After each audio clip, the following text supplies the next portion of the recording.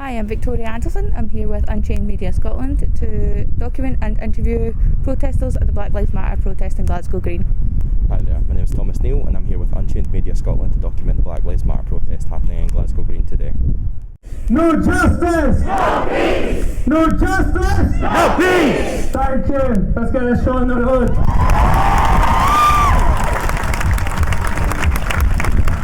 Yeah, I've got my mask and I was supposed to be meeting with a group of people, but they're all from the same household, so we're still following the lockdown rules. Yeah. I'm taking precautions. I'm not shaking hands or I'm trying to give a distance even unconsciously.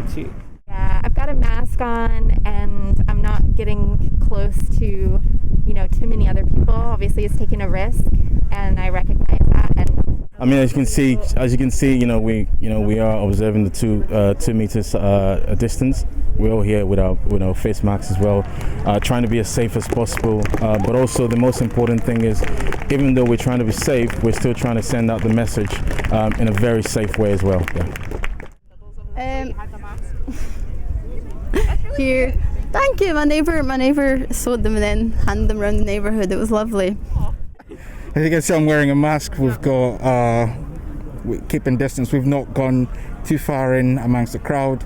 It is a pandemic. You gotta be careful. You gotta take precautions. But it's drawn crowds all across the whole of the world, in the Western world, in America. It's been incredible. So while it is risky, you gotta think of it as in whenever you're gonna get a chance again. And as long as you take precautions to keep yourself safe and keep others safe, then yeah, by all means, join the protest and help fight the injustice. Yeah. So we're going to do a 7-day isolation after this. So we've stocked up on food and things like that. But we thought it would be important to show up in person, especially as an able-bodied person. I feel like I should be here if I'm able to. So.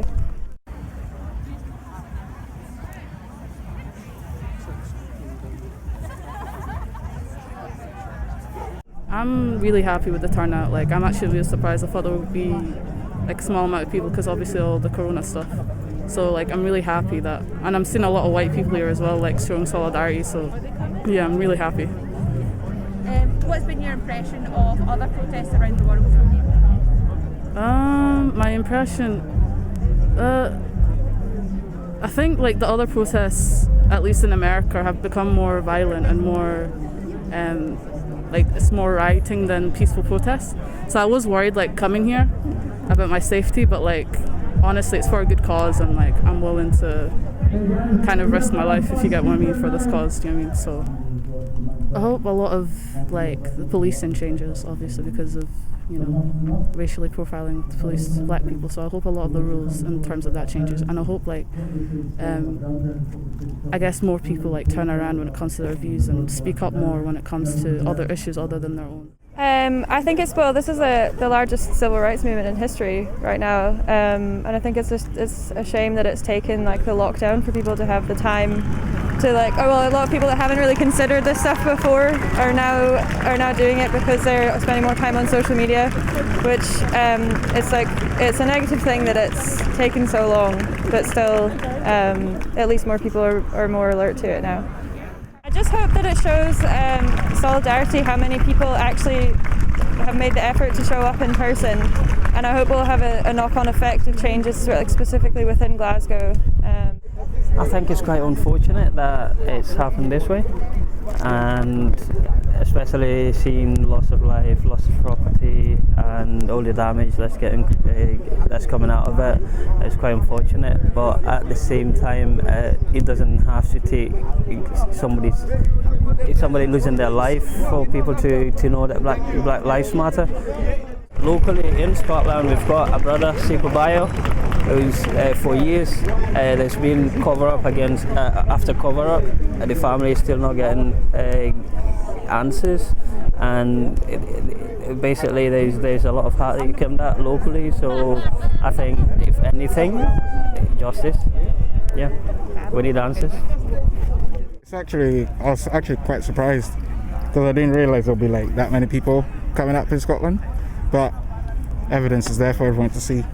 This is clearly an important issue for a lot of people. So I think it's quite good to show solidarity. I think more the kind of like the generation now and the generation to come, they've grown up being seen a lot of like what black culture is. So then to see that the culture that they quite admire and they respect and they want to be a part of, that the people that are responsible for creating such a culture are then being demonized or not treated equally in society, then I think they're standing up, and I think that's something that's helping because you've got two different people coming together to fight against that injustice. So that's always something that will go quite far. It might be different this time, things might change as a result of that.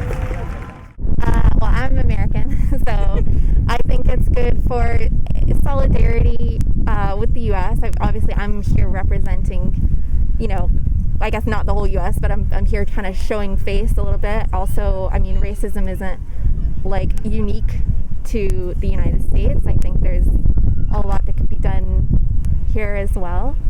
I just would like for people in the U.S. to see us and to feel like they're not alone.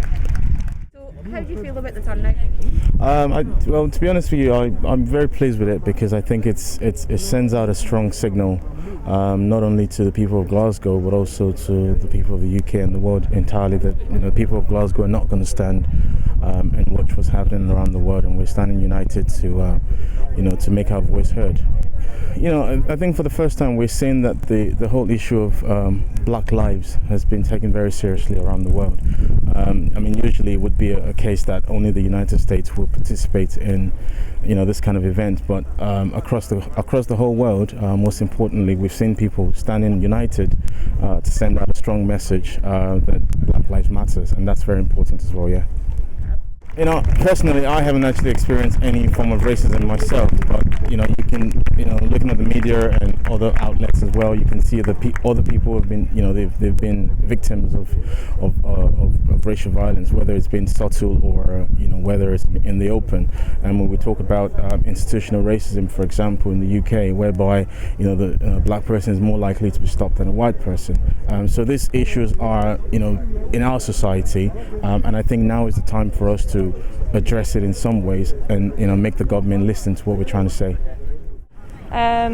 So I've seen like the alternative signs that have been put up, and yeah, I think it's a great idea because I didn't know the full history of the names before this past week, which is really shocking to me that I just wasn't aware of it. But yeah, I think changing them is a great idea.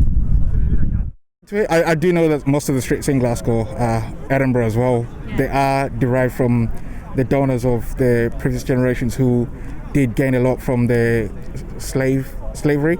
Changing the names, I would sign the petition if that's something that people want to get on board with. But I think it's something that's probably going to have a lot of people fighting against it. I think more education is needed, importantly, because these are things that are there to remind you of what actually happened. As long as people are educated about where this comes from, I think that's the main thing, education. If you educate people like this is a result of slavery, because you might change it, but if you've not educated people why you're changing it, people are not really going to know why people are so much against it. I think there are two sides to this coin. With protesting, it can be peaceful, or you can get rioters, and then you can get the end of the spectrum, which is looting. And what we want to do is peaceful protest, because if we go into violence, we'll be defeating the purpose of why we're here. So these kinds of protests help us educate people that the problem is bigger than themselves and what they see in their day-to-day lives, and help us drive home the fact that racism is actually institutionalized and systemic, and when it goes overboard and when we start becoming violent, that's when our voices become negated. So what we do need to do is to do this kind of protest which is peaceful and just kind of making our voices heard.